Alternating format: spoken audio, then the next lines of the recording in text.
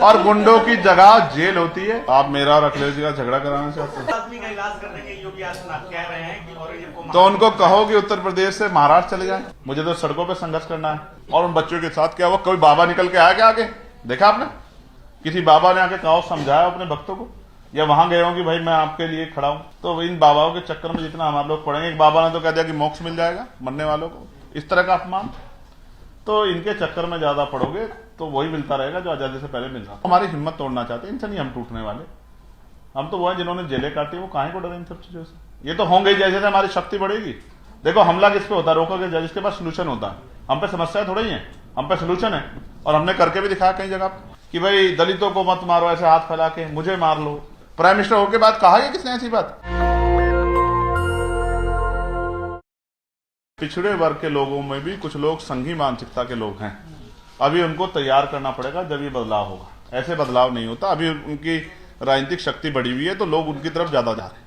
लेकिन मैं ये नहीं कहता इससे पूरा समाज गलत हो सकता, मैं इससे सहमत नहीं।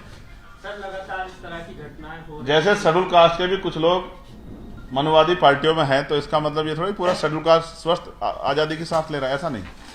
जी सर, लगातार इस तरह की घटनाएं आपने गिनाई हैं। इसी बीच में तमाम बाबा इस तरह के नैरेटिव चलाते हैं कि जात पात की करो मिटाई, सब हिंदू भाई भाई। तो ये जो पूरी पॉलिटिक्स हो रही है, इस पर क्या है? देखिए, मथुरा के बाबाओं को तो नहीं दिखा उनके यहाँ किस तरह का अन्याय हो गया। बघेल साहब, वासुदेव बघेल की हत्या कर दी गई और गोली चला दी गई जहां हमारी गाड़ियों पर पथराव हुआ उस क्षेत्र में। और उन बच्चों के साथ क्या हुआ? कोई बाबा निकल के आया क्या आगे? देखा आपने? किसी बाबा ने आके कहा, समझाया अपने भक्तों को, या वहां गए हो कि भाई मैं आपके लिए खड़ा हूं? तो इन बाबाओं के चक्कर में जितना हमारे लोग पड़ेंगे, एक बाबा ने तो कह दिया कि मोक्ष मिल जाएगा मरने वालों को, इस तरह का अपमान। तो इनके चक्कर में ज्यादा पड़ोगे तो वही मिलता रहेगा जो आजादी से पहले मिल रहा था। अपना पढ़ो लिखो और आगे बढ़ो। चंद्रशेखर जी, उड़ीसा वाले प्रकरण पे एबीवीपी का आधिकारिक बयान आया है और सीधे तौर पे कहना है कि आप लीपापोती करना चाहते हैं और आपका जो एक्सपोज्ड है उसको कहा है कि ये बेबुनियाद आरोप है, ऐसा कुछ नहीं हुआ। नहीं, मैंने तो वहां के बहुत सारे अखबार पढ़े, सब में लिखा हुआ है, गोली तक की बात लिखी हुई है। तो एबीपी ने आपको क्या कान में क्या, मुझे तो नहीं पता है। आप मुझे कोई आधिकारिक पोस्ट दिखाओगे तो मैं उसका जवाब दूंगा। ये आधिकारिक पोस्ट है आपके पास होगी, मेरे पास जब आएगी मैं अपनी तरफ से जवाब दे दूंगा। ये लोग मुझे मिलते रहते हैं बेचारे। आप पे हो रहे जानलेवा हमले का जिम्मेदार कौन? नहीं, वो मुझ पे नहीं हो रहे हैं, वो उस संवैधानिक व्यवस्था पे हो रहे हैं जिसने मुझ जैसे लोगों को संवैधानिक अधिकारों के जरिए बोलने का अधिकार दिया। और वो हमारी हिम्मत तोड़ना चाहते हैं, इनसे नहीं हम टूटने वाले।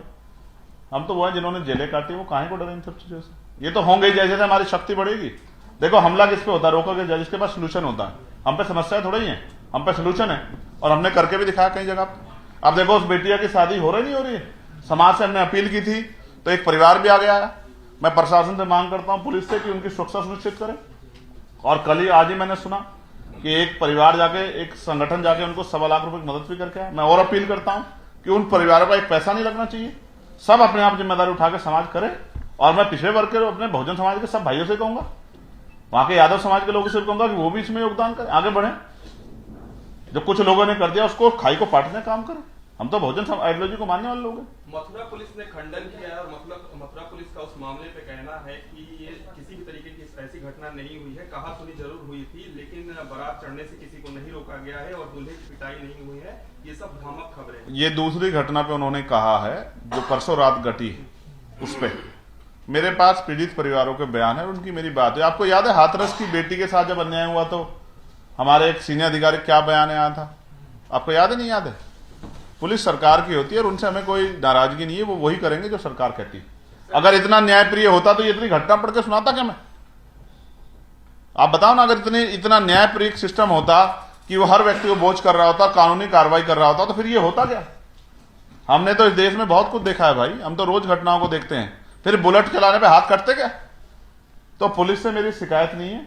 नाराजगी उस दिन इस बात की थी कि अगर पुलिस के रहते हमले हो रहे हैं तो फिर पुलिस के लिए चिंता है। आप ये भी जानो कि पुलिस हमसे कह रही है इस रास्ते से मत जाओ, यानी कि उनको भी विश्वास है कि इस रास्ते जाएंगे नुकसान हो सकता है। सर जैसे एक पॉलिटिकल सवाल है कि बसपा प्रमुख मायावती ने पहले आकाश के ससुर को हटाया, फिर आकाश को दायित्व से मुक्त किया, अब अपने भाई को जो नेशनल कोऑर्डिनेटर आनंद कुमार को बनाया था उनको भी पद से मुक्त कर दिया है नेशनल कोऑर्डिनेटर के पद से।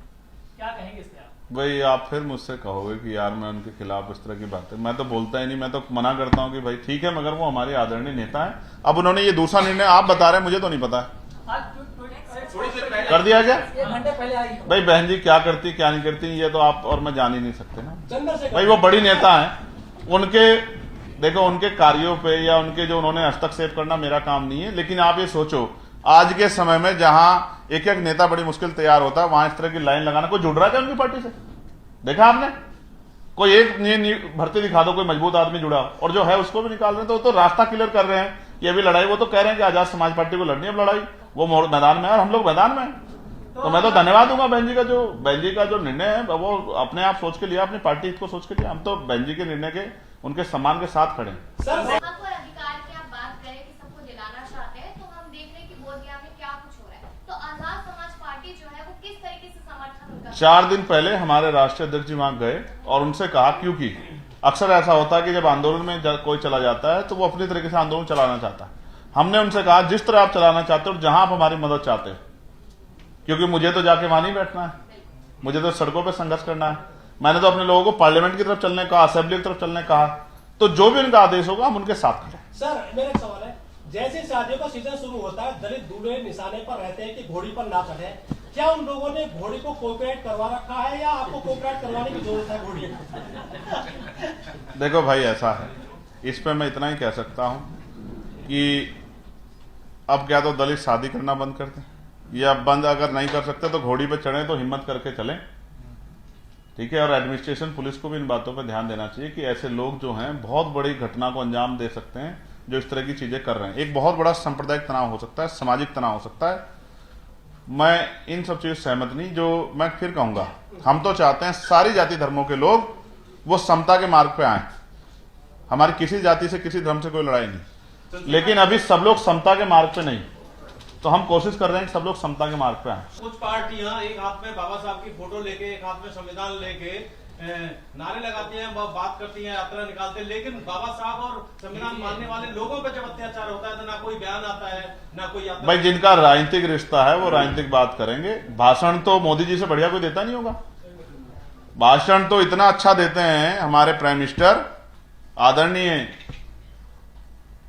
हमारे प्रधानमंत्री जी से अच्छा। तो उन्होंने तो क्या दिया, ये तो कोई कह भी नहीं पाएगा कि भाई दलितों को मत मारो ऐसे हाथ फैला के, मुझे मार लो। इससे बड़ा किसने कहा है कि आज तक प्राइम मिनिस्टर होने को? एक मिनट सुनो, प्राइम मिनिस्टर होने के बाद कहा है किसने ऐसी बात? तो अगर भाषणों पे जाओगे और भाषणों के अंदर खोके रह जाओगे फिर तो वही मिलेगा जो मिलता है। भाषणों से ज्यादा उनके जो कार्य हैं और वो जो लीडरशिप और जिस तरह के अवसर देते हैं उसको भी ध्यान रखना पड़ेगा। पर अत्याचार होता है, अखिलेश यादव सामने आ जाते हैं, लेकिन जब दलितों को मारा जाता है अखिलेश यादव कोई विरोधी है, तो कोई अधिकारी। आप मेरा और अखिलेश जी का झगड़ा कराना चाहते हैं? मैं आपको याद दिलाता हूं, मैं नहीं झगड़ा करना चाहता। वो करना चाहता है कर ले। मैं आपको बस बताना चाहता हूं, मैं कहना नहीं चाहता था। चंदौली में घटना हुई थी जिसमें एक बेटी की जान गई थी जो यादव समाज से थी। मैं यादव समाज को बहुजन समाज का हिस्सा मानता हूं। मैं तो अंतिम शोषित को भी बहुजन समाज का हिस्सा मानता हूं। सामान्य जाति में भी जिन महिलाओं पे शोषण या जिन पे गरीबी या इस तरह जो परेशान है उनको भी मैं बहुजन समाज का हिस्सा मानता हूं। मैं वहीं जाके लड़ा। मेरे बाद अखिलेश जी गए थे। मुझे कोई ये ना सिखाए कि कौन किस पे बोलता है, कौन किस पे नहीं बोलता। जो नहीं बोलता उसको सोचना चाहिए। हम बोलते हैं और बहुजन समाज के किसी व्यक्ति पे अन्याय होगा तो हम बोलेंगे। संभल की शाही जामा मस्जिद को लेकर हाईकोर्ट का अब ये फैसला आ गया है कि उसको अब विवादित नाम दिया जाए, ना कि मस्जिद दिया जाए। तो क्या ये प्रकरण दूसरी बाबरी मस्जिद या जो राम मंदिर वाला विवाद था वो ले जा रहा है? आपका कैसे? मैं आपको फिर क्या कह सकता हूं कि जब सरकार पूर्ण रूप से जो है किसी को कुचलने में लग जाए तो इस तरह के अन्याय सहने की जिम्मेदारी आपको उठा लेनी चाहिए। लेकिन मैं फिर ये कहूंगा, अभी संविधान है। अगर ये हाईकोर्ट का बयान है तो अभी सुप्रीम कोर्ट है। हम सुप्रीम कोर्ट में हमारे साथी जो प्रयास कर रहे हैं वो सुप्रीम कोर्ट में भी जाएंगे, मुझे विश्वास है। और अगर वहां से न्याय नहीं मिलेगा तो मुझे लगता है सुप्रीम कोर्ट से न्याय मिलेगा। और बाकी संघर्ष का रास्ता हमें नहीं छोड़ना चाहिए। मैं आपको फिर कहूंगा, यहाँ वर्शिप एक्ट है, सब कुछ है, लेकिन लागू कराने के लिए बाबा साहब अम्बेडकर ने भी कहा था, आपको याद है संविधान को सौंपते हुए, संविधान कितना भी अच्छा क्यों ना हो, चलाने वाले हाथ अच्छे नहीं होंगे, उनकी नीति अच्छी नहीं होगी, उनकी नीयत अच्छी नहीं होगी तो अंत संविधान बुरा साबित होगा। यहाँ तो पूरी सरकार कमजोर वर्गों के खिलाफ खड़ी है, उनकी आस्था के खिलाफ खड़ी है। इसके बाद तो कुछ सोचने को है ही नहीं। जब मुख्यमंत्री ऐसे शब्द कहें, वही बयान जो एक जस्टिस जो है हाईकोर्ट के जिन्होंने वो शब्द का यूज किया था, आपको याद नहीं याद है? लगभग मेरे जैसा ही नाम है उन जस्टिस का, शेखर यादव। याद है नहीं याद है? और वही बयान मुख्यमंत्री, देखिए कितनी आइडियोलॉजी मिलती है। तो आप समझो कि जब इस तरह की आइडियोलॉजी मिलने लग जाए तो फिर सर लगातार हिंदू राष्ट्र की बात कही जा रही है और दूसरी तरफ देखें तो दलितों पे अत्याचार बढ़ता ही जा रहा है, इसको कैसे देख रहे हैं? और मैं तो इस पे ही तो मैंने बात रखी है। आबू आदमी का इलाज करने के योगी आदित्यनाथ कह रहे हैं कि औरंगजेब को तो उनको कहो कि उत्तर प्रदेश से महाराष्ट्र चले जाए। सर आखिरी सवाल मेरा, सर आपने कहा जातिवादी गुंडे, नया शब्द आपने बता दिया है, वो अखबार वाले लिखते हैं दबंग। ये दबंग जो नया शब्द आया है, इसको किस तरह देखते हैं आप? दबंग कुछ नहीं है। देखिए दबंग वबंग कुछ नहीं है। जो जैसा अपराध करेगा उसको वैसा इनाम दिया जाएगा। जो जाति के आधार पर अन्याय करेगा वो जातिवादी गुंडा, जो सामंती विचारधारा के अनुसार अन्याय करेगा, लोगों को डराने धमकाने का, वो सामंती गुंडा है। और जो धार्मिक आधार पर अन्याय करेगा वो धार्मिक गुंडा। और गुंडों की जगह जेल होती है। हिंदी मीडिया दबंग लिख रही है उनको सर। अब हिंदी मीडिया से आप लड़ लो। चलो धन्यवाद आप सब लोगों का, बहुत शुक्रिया। नेशनल दस्तक की आपसे गुजारिश है कि अगर इसको बचाना चाहते हैं तो नेशनल दस्तक को सब्सक्राइब करने के लिए रेड कलर के सब्सक्राइब बटन को दबाएं, फिर बेल आइकन की घंटी दबाएं। नेशनल दस्तक को बचाने के लिए बहुत जरूरी है कि हर खबर को शेयर करें, लाइक करें, कमेंट जरूर करें।